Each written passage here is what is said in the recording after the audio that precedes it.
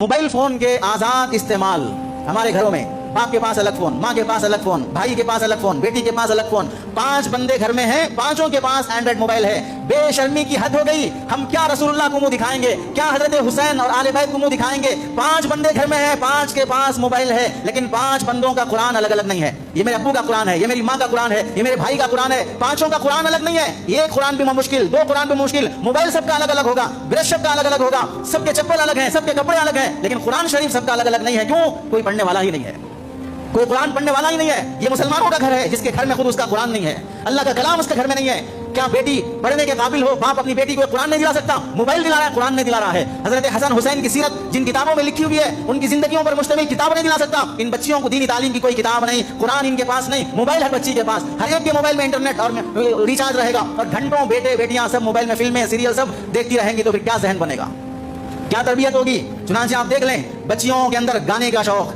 लड़कों के अंदर गाने का शौक, एयरफोन लगाकर गाड़ी चलाते हुए, बाइक चलाते हुए, कार चलाते हुए गाने की म्यूजिक धूमधाम से लगाकर नाच गाने की आदत। हमेशा याद रखो, बारिश बरसने से जैसे घास उगती है, गाने सुनने से इंसान के अंदर से सेक्स पैदा होता है। म्यूजिक जितना सुनोगे उतनी गंदे ख्यालात पैदा होना शुरू हो जाएंगे। नाच गाना आम है, चैटिंग करना आम है, फोन पर घंटों गपशप आम है, सोशल मीडिया पर अपनी बनी सवरी तस्वीरें अपलोड करने का शौक। जब भी कहीं शादी में, निकाह में, वलीमे में, बर्थडे में बन सवर कर लड़की तैयार हो गई, अपने स्नैपचैट पर या इंस्टाग्राम पर फोटो लेकर अपलोड कर रही है। उन फोटोओं को वो नौजवान लड़के जो मुसलमान नहीं है, कट्टर मुसलमानों के दुश्मन है, नाम अपना मुसलमानों का रखा हुआ है, जन्नत की परी, इस्लाम की हूर, जन्नत की मलिका, ऐसे ऐसे नामों से व्हाट्सएप पर ग्रुप बनाए हुए हैं। बनाने वाला एडमिन वो लड़की है, लड़की नहीं है, लड़का है, मुसलमान नहीं है, गैर मुस्लिम है, गैर मुस्लिम भी सेकुलर नहीं है। लड़कियों की हवस पूरी करने और उनकी ख्वाहिशात के पीछे पड़ने वाले कट्टर दुश्मनों के ग्रुप से है, और उन पूरे ग्रुप्स में मुसलमान लड़कियां हैं, दीनदार लड़कियां हैं। गंदे गंदे वीडियोस शेयर हो रहे हैं, इस्लाम के खिलाफ एतराजात उसमें डाउट्स शेयर हो रहे हैं, और हमारी बेटी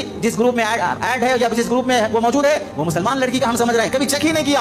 ये सब बेहयाई हमारे समाज में आप देख लीजिए।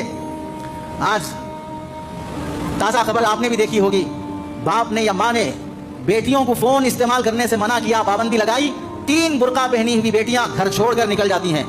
घर में माँ बाप परेशान, पुलिस स्टेशन में मिसिंग केस, तलाश शुरू, सीसीटीवी कैमरे, बाद में पता चला कहीं और मिल रही हैं। भागने और घर छोड़कर जाने की वजह पूछी गई तो क्या कह रही है? हमें फोन का इस्तेमाल अच्छा लगता है, हमारे माँ बाप हमें फोन इस्तेमाल करने नहीं देते हैं, इसलिए हम फोन नहीं छोड़ेंगे। घर होना है तो छोड़ देंगे, माँ बाप को होना है तो छोड़ देंगे। कुंवारी लड़कियां जाएंगी कहाँ? कौन सहारा देगा? सहारा देने वाले की नीयत कितनी अच्छी होगी, वो सहारा देगा तो इज्जत लूट लेगा। इस सब के बावजूद भी मुसलमान बेटियां बुर्का पहनकर घर छोड़ के जाने की हिम्मत कर बैठी, तो वजह क्या हुई?